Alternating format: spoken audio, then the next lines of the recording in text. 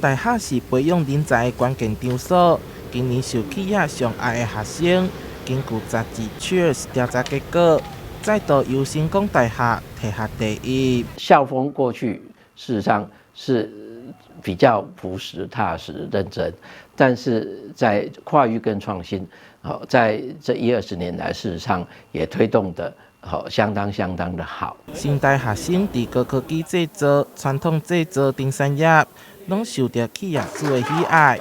成功大学长期培养大量的理工人才，甲侪间科技大厂合作成立研究中心，让学生伫学校就有实务能力。那这个共同研究中心就是大企业可以把他的需求提出来，有专长的老师，那产创总中心就会去媒合，甚至我们还有企业捐助建立的学程。